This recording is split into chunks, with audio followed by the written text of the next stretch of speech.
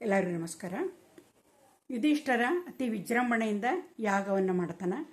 ಎಲ್ಲರ ಹೊಗಳಿಕೆಯನ್ನು ಕೇಳಿ ಅವನೊಳಗೆ ಸ್ವಲ್ಪ ಅಹಂಕಾರ ಬಂದಿರ್ತೈತಿ. ಆ ವಾಸುದೇವ ಇದ್ದ ಒಂದು ಕಥೆಯನ್ನು ಹೇಳ್ತಾನೆ. ಯುಧಿಷ್ಠರ ಹಿಂದೆ ಒಬ್ಬ ಭರತ ಅನ್ನುವಂಥ ಚಕ್ರವರ್ತಿ ಯಾಗವನ್ನು ಮಾಡ್ದ, ಅಶ್ವಮೇಧ ಯಾಗವನ್ನು ಮಾಡ್ದ. ಅವನು ಬಹಳ ವಿಜೃಂಭಣೆಯಿಂದ ಮಾಡಿದ್ದ. ಅವನಿಗೇನು ಅನ್ನಿಸ್ತು ಅಂದ್ರೆ, ಕೊನೆಗೆ ನನ್ನ ಈ ಒಂದು ಅಶ್ವಮೇಧ ಯಾಗವನ್ನು ಮಾಡಿದ್ದನ್ನು ನನ್ನ ಒಂದು ಹೆಸರನ್ನು ಅಜರಾಮರವಾಗಿ ಉಳಿಯೋಂಗೆ ಮಾಡಬೇಕಲ್ಲ ಅಂಥೇಳಿ ಅವಾಗ ಅನ್ನಿಸ್ತೈತಿ. ಅನ್ನಿಸಿದ ಕೂಡಲೇನ ಅವ ಏನು ಮಾಡ್ತಾನಂದ್ರೆ, ಅಲ್ಲಿ ಒಂದು ಹಿಮಾಲಯದ ಒಂದು ದೊಡ್ಡ ಬಂಡೆಗಲ್ಲಿರ್ತೈತಿ. ಒಂದು ಪರ್ವತದ ಮೇಲೆ ಅತಿ ದೊಡ್ಡದಾದಂಥ ಬಂಡೆಗಲ್ಲಿರ್ತೈತಿ. ಒಬ್ಬ ಮುನಿಗಳು ಹೇಳ್ತಾರೆ, ಅಲ್ಲಿ ಒಂದು ಬಂಡೆಗಲ್ಲೈತಿ, ಅದರ ಮೇಲೆ ಹೋಗಿ ನಿನ್ನ ಹೆಸರನ್ನು ನೀನು ಬರೆದು ಬಾ. ಎಷ್ಟು ದೂರದಿಂದ ಅದು ಕಾಣಿಸ್ತೈತಿ, ಅದು ಬಹಳ ವರ್ಷಗಳವರೆಗೆ ಅದು ನಿನ್ನ ಹೆಸರನ್ನು ಅದು ಹೊತ್ತಿರ್ತೈತಿ, ನಿನ್ನ ಬಿರ್ದಾವಳಿಗಳನ್ನು ಅದ್ರ ಮೇಲೆ ಬರೆದು ಬಾ ಅಂತಂದು ಹೇಳ್ತಾರೆ. ಅವನು ಭಾಳ ಖುಷಿಯಿಂದ ಅಲ್ಲಿ ಹೋಗ್ತಾನವ, ರಥವನ್ನು ಏರಿ ಹೋಗ್ತಾನೆ. ಆಮೇಲೆ ಆ ಪರ್ವತವನ್ನು ಕಷ್ಟಪಟ್ಟು ಏರ್ತಾನೆ. ಕಷ್ಟಪಟ್ಟು ಏರಿ ಆ ಬಂಡೆಗಳನ್ನು ಅವನು ಹೋಗ್ತಾನೆ, ಸಮೀಪ ಹೋಗಿ ನೋಡ್ತಾನೆ. ಅಲ್ಲಿ ಏನಾಗಿರ್ತೈತಿ ಅಂದ್ರೆ, ಆ ಬಂಡೆಗಲ್ಲಿನ ತುಂಬ ಆ ಹಿಂದೆ ಸಾಕಷ್ಟು ಯಜ್ಞಗಳನ್ನು ಮಾಡಿ, ಅಶ್ವಮೇಧ ಯಾಗಗಳನ್ನು ಮಾಡಿದಂಥ ರಾಜರುಗಳ, ಚಕ್ರವರ್ತಿಗಳ ಹೆಸರಿದ್ದದ್ದು ಬರೆದಿರ್ತಾರೆ. ಎಲ್ಲೂ ಜಾಗ ಇರುವುದಿಲ್ಲ. ಹಿಂದೆ ಸಾಕಷ್ಟು ಜನ ಮಾಡ್ಯಾರ. ಈ ಒಂದು ದಿಗ್ವಿಜಯದೊಳಗೆ ಮಯೂರಧ್ವಜ 7 ಅಶ್ವಮೇಧ ಯಾಗಗಳನ್ನು ಮಾಡ್ಯಾನ ಅಂತ ಹೇಳಿದೆ. ಕೆಲವೊಬ್ರು 100 ಅಶ್ವಮೇಧ ಯಾಗಗಳನ್ನು ಮಾಡಿದವರು ಇರ್ತಾರೆ.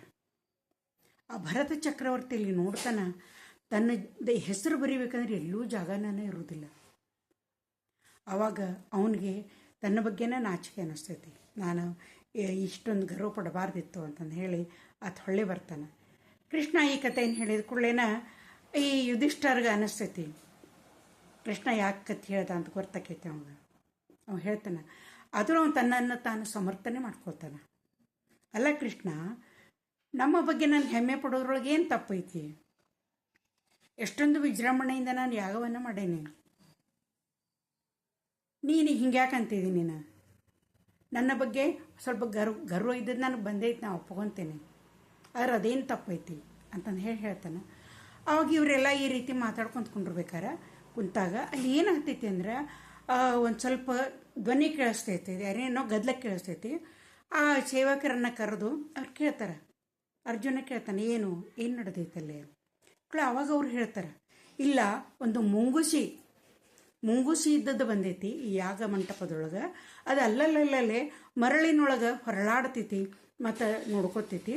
ಅದರ ಒಂದು ಮೈ ಬಂಗಾರ ವರ್ಣದ್ದಾಗೈತಿ, ಇನ್ನೊಂದು ಮೈ ಅದ್ರದ್ದು ಹೆಂಗೈತೆ ಕಪ್ಪಾಗಿ ಹಂಗೈತಿ. ಅದು ಅಲ್ಲಲ್ಲಲ್ಲಿ ಹೋಗ್ತೈತಿ, ಮರಳಿನೊಳಗೆ ಹೊರಳಾಡ್ತೈತಿ, ಮತ್ತು ದೂರ ಹೋಗ್ತೈತಿ, ಮತ್ತು ಮರಳಿನಲ್ಲಿ ಹೊರಳಾಡ್ತೈತಿ. ಅದರ ವರ್ತನೆಯನ್ನು ನೋಡಿ ನಮ್ಗೆ ವಿಚಿತ್ರ ಅನ್ಸಾಕತ್ತೈತಿ ಅಂತ ಹೇಳ್ತಾರೆ. ನಾವು ಏನಾರ ಅದಕ್ಕೆ ತಿನ್ನಾಕ್ಬೇಕಾಗಿದ್ದೀನಿ ಅಂಥೇಳಿ ನಾವು ಎಷ್ಟು ತಿಂಡಿ ತಿನಿಸುಗಳನ್ನು ಅದ್ರ ಒಯ್ದಿಟ್ರು ಅದು ಅದನ್ನು ನೋಡವಲ್ದು. ಅಂದ ಕೂಡಲೇ ಇವ್ರಿಗೆಲ್ಲ ಭಾಳ ವಿಚಿತ್ರ ಅನಿಸ್ತೈತಿ. ಒಂದು ಮುಂಗುಸಿ ಹಿಂಗೆಲ್ಲ ಮಾಡೋದು ನೋಡಿ ಆವಾಗ ಏನಾಗ್ತೈತಿ ಅಂದ್ರೆ, ಆ ಮುಂಗುಸಿ ಇವ್ರ ಕುಂತಲೇನೇ ಬರ್ತೈತಿ, ಅಲ್ಲಲ್ಲೇ ಹೊರಳಾಡ್ಕೊಂತ ಬರ್ತೈತಿ. ಇವ್ರ ಕುಂತಲೇನ ಬರ್ತೈತಿ, ಕುಂತಲೇ ಬಂದು ಅಲ್ಲೂ ಆ ಮಣ್ಣೊಳಗೆ ಹೊಳ್ಳಾಡ್ತೈತಿ, ಹೊರಳಾಡಿತನ ನೋಡ್ಕೋತೈತಿ. ಆಮೇಲೆ ಅದು ಹೇಳ್ತೈತಿ, ಇವೆಲ್ಲರೂ ವಿಚಿತ್ರ ಅನಿಸ್ತೈತಿ ಇವ್ರಿಗೆ, ಈ ಮುಂಗುಸಿ ಹಿಂಗ್ಯಾಕೆ ಮಾಡಾಕತ್ತೈತಿ ಅಂತೇಳಿ. ಅವಾಗದು ಏನಂತಂದ್ರೆ, ಮನುಷ್ಯ ರೂಪದೊಳಗೆ ಮನುಷ್ಯರು ಮಾತಾಡುವಂಗೆ ಮಾತಾಡ್ತೈತಿ. ಇಲ್ಲಿ ಯುಧಿಷ್ಠರ ಅಂದ್ರೆ ಯಾರು ಅಂತ ಕೇಳ್ತೈತಿ. ಯುಧಿಷ್ಠರ ನಾನಾ ಅಂತ ಹೇಳ್ತಾನೆ. ನೀನು ಭಾಳ ಧರ್ಮಾತ್ಮ ಅಂತ ಕೇಳಿದ್ದೆ, ನೀನು ಅಶ್ವಮೇಧ ಯಾಗವನ್ನು ಮಾಡಿದ್ದಿ, ಸತ್ಯವಂತ ಅಂತ ಹೇಳಿ ನಾ ಕೇಳಿದ್ದೆ. ನಾನು ಇಲ್ಲಿ ಬಂದೇನೆ, ಈ ಮರಳೊಳಗೆ ಹೊರಳಾಡಕತ್ತೇನೆ. ನನ್ನ ಅರ್ಧ ಮೈ ಬಂಗಾರ ವರ್ಣದ್ದೈತಿ, ಇನ್ನೂ ಅರ್ಧ ಮೈ ಮಾಡ್ಕೋಬೇಕು ಅಂತ ಹೊರಳಾಡಿದ್ರೆ ಏನೂ ಉಪಯೋಗನ ಆಗವಲ್ದು ಅಂತಂದು ಕೂಡಲೇ ಆವಾಗ ಇವ್ರಿಗೆಲ್ಲ ವಿಚಿತ್ರ ಅನಿಸ್ತೈತಿ. ಅರ್ಜುನ ಕೇಳ್ತಾನೆ, ನಿನ್ನ ಅರ್ಧ ಮೈ ಹೆಂಗೆ ಬಂಗಾರದಾತು ಅಂತಂದು ಕೂಡಲೇ ಆವಾಗ ಅದೇನು ಮಾಡ್ತೈತಿ ಅಂತಂದ್ರೆ, ಒಂದು ಕಥೆಯನ್ನು ಹೇಳ್ತೈತಿ. ಅಲ್ಲಿ ಹಸ್ತಿನಾಪುರದಿಂದ ಸ್ವಲ್ಪ ದೂರದೊಳಗೆ ಒಂದು ಊರಿರ್ತೈತಿ. ಆ ಊರಿನೊಳಗೆ ಒಬ್ಬ ಬಡ ಬ್ರಾಹ್ಮಣ ಇರ್ತಾನೆ. ಆ ಬ್ರಾಹ್ಮಣನ ಹೆಂಡತಿ ಮಗ ಸೊಸೆ 4 ಜನ ವಾಸವಾಗಿರ್ತಾರೆ. ಆ ಬ್ರಾಹ್ಮಣ ಅಲ್ಲಿ ಇಲ್ಲಿ ಬ್ರಾಹ್ಮಣ್ಯವನ್ನು ಮಾಡ್ಕೊಂಡು ಬಂದು ತನ್ನ ಹೊಟ್ಟೆಯನ್ನು ಹೊರಿತಿರ್ತಾನೆ. ಆ ಊರಿನೊಳಗೆ ಏನಾಗ್ತೈತಿ, 3-4 ವರ್ಷಗಳವರೆಗೆ ಮಳಿನೇ ಬೀಳುವುದಿಲ್ಲ. ಕ್ಷಾಮ ಇದ್ದದ್ದು, ಬರಗಾಲ ಇದ್ದದ್ದು ತಲೆದೋರ್ತೈತಿ. ಊರಾಗ ಎಷ್ಟೋ ಮಂದಿ ಊರನ್ನು ಬಿಟ್ಟು ಹೋಗ್ತಾರೆ. ಆನಂತರ ತಮ್ಮ ಇದ್ದ ಬಂದಂಥ ಒಂದು ಹೊತ್ತಿನ ಊಟಕ್ಕೂ ಸಹ ಇದ್ದ ಬಂದಂಥ ಸಾಮಾನುಗಳನ್ನು ಮಾರಿ, ತಮ್ಮ ಒಡವೆಗಳನ್ನು ಮಾರಿ ಇಂಥ ಕಷ್ಟದ ಪರಿಸ್ಥಿತಿಯನ್ನು ಅನುಭವಿಸ್ತಾರೆ.